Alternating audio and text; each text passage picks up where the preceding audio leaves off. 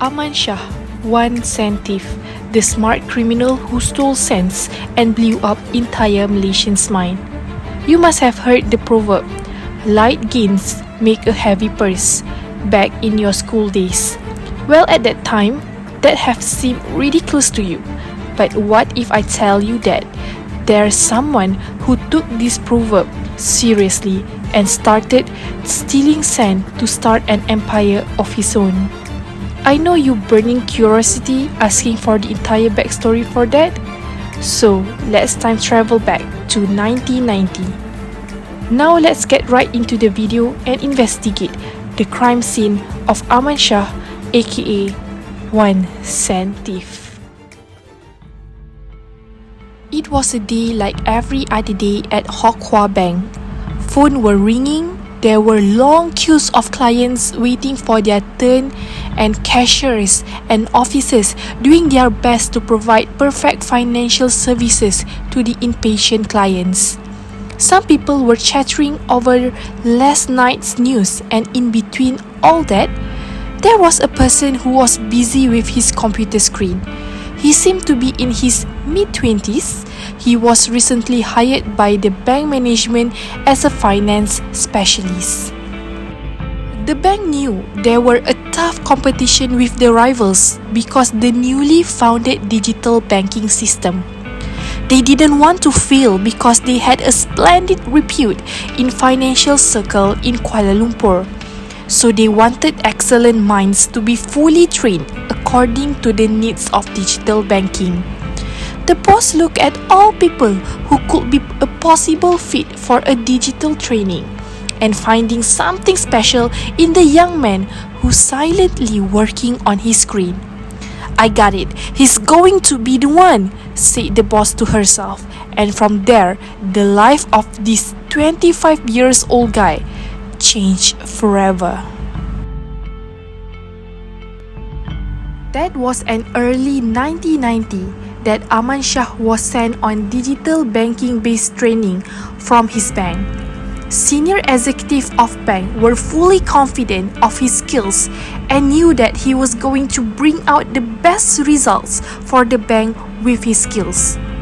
The digital training program was quite a comprehensive one, where Aman learned about creating various types of fund and the basics of account security. Aman was already great with computers, so when he rejoined after coming back, he was promoted to the chief of the money marketing processing department at a considerable salary of 1,800 per month. This time, Aman was also handed over the job of managing the electronic fund transfer system, which meant that now he could directly find out about the transaction made by the clients in their account on regular basis. If I or you were at Aman's place, then we must have rejoiced on finding such an esteemed position in no time. Yet, there was something else troubling Aman's mind. Now he had attained control over the account of clients, he was changing. At first, this change was noticed in his behavior, where he entirely stopped talking to his colleague but remained actively working the entire time. Well, it's natural when the responsibilities increase, one becomes busier than ever.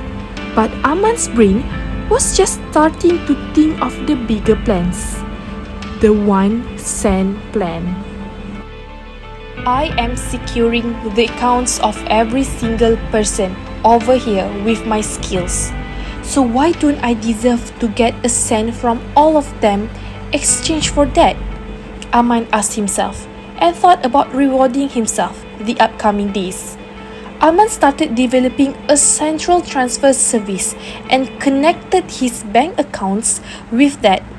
At first, Aman was satisfied with the cent, which he used to transfer to his account from each one of the client's accounts every day. Soon, the devil of greed took hold of Aman completely and started stealing huge amounts from the client's account silently. No one even found out about it for a long time. Not even the clients. If you're wondering how the clients or bank manager could be so blind, then let me remind you that it was 1990. So the secure biometric system of transaction and the intruder notification was still a far-fetched idea. Aman kept on stealing till a tremendous amount of 4.1 million ringgit was stacked in his account in another bank named Bumiputra. Now if you're thinking that he might have stacked up all that money securely for the future, then correct yourself, because Aman was a human just like all of us. Though he was a thief, even thieves come with hearts made of desires. Aman too had a desire which brewing in his heart for a long time. So when he got the money, he decided to live in his dream life. And all of this mine. Aman had a penchant for luxury cars from his school times after successfully stealing 4.1 million ringgit from hundreds of accounts. He was all set for money making in a period of less than 2 months. Aman bought Lamborghini Countach for Rm 1.3 million, a Mercedes-Benz 300 SL for Rm 502,000, Porsche Carrera for Rm 350,000, a BMW 329i for Rm 68,000, and Mercedes-Benz 300e for Rm 192,000. So after he leaving his job, he aimed to start his advertising agency with the millions that he had in his pocket. It appears that he was surely trying hard to get an impression of an extremely rich tycoon by buying the most luxurious car and starting a new business. Apparently, Aman was a lover too, so he registered his beloved Porsche on his girlfriend's name, which was later revealed to Rahul Vivi Abu. Seems sweet, right?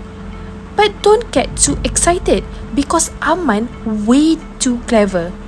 He never revealed all his luxurious car to his neighbors the initial 4 months, because he knew that it was definitely going to raise suspicions regarding his source of income. He parked his precious cars right in an exhibition at Plaza Bukit Genting. Now that's a way to flex your luxurious cars. If you're thinking Aman's style of getting filthy rich seems like a plot of Hollywood heist, move then, wait for the climax, because it's going to shock you to the core. Right after a year of his heist, Aman becomes certain that now he was completely safe to enjoy his hard-earned luxuries. He appeared on national TV in talk show series named Sekapu Sireh. In the show, he openly revealed that he loved driving his fancy cars daily. Footage from his ride also ran in the background while he was talking about his adventures. What do you do for living? What I do for living? Yes. I'm own a business car, and I just have a restaurant in Kuala Lumpur. That's all. What is the secret to your success? Just hard work and focus on what you do, and you success. That's all. Thank you, sir. Very good. Maybe it was work of fortune or misfortune that the manager from the Hokkwa Bank, the same person who had earlier approved the Aman's name for digital training, saw the episode. He was shocked by the level of wealth and luxury achieved by Aman. An advertising business run this well in no time? She began to think, and then something struck. She started connecting the dots, the strange behavior of Aman, the passion with which he used to all day in front of the screen, and resignation. Now it all made sense to the manager. To clear out all her doubts, She conducted a detailed audit of the client account and the revelations left her shocked. There was a loss of 4.1 million ringgit from the accounts, and further inquiry revealed that the loss had happened gradually in the past few months when Aman was still working in the bank. Without any further delay, the manager who had efficiently solved the entire case as a professional detective filed police complaint against Aman at the Campbell police station on June 8, 1990.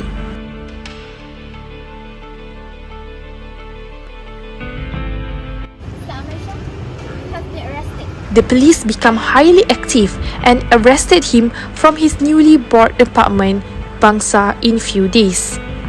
When the initial investigation began, the police revealed that Aman has severely breached the security system for funds transfer. Another interesting thing is, Aman that never ever once resisted his arrest by the time he was arrested. His case gained media attention, and in the days, this sensational news became a national and international headline. They call him Jutawan Satu Sen, which means 1 cent millionaire, because of the way he carried out his theft.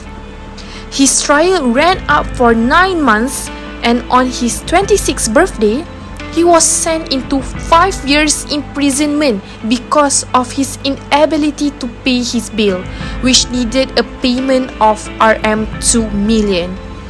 Aman's bank account was completely seized by the authorities because of his offence.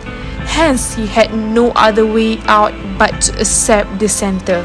The judge said that it was the flaw in Aman's mentality, that he gave up a respectable post at the bank and wanted to show off in circle like an average young guy. After spending his 5 years in prison, he came out as a changed person who no longer wanted pomp and luxuries but chose a life of isolation instead. 2 years ago, he once again created a sensation when he finally appeared on talk show. He expressed, "I was young at that time, so I wanted to achieve big. Part of that was because of the inefficiency of bank security. It could be hacked easily by anyone." The statement starts a new debate about digital security and left a question: are our accounts really safe?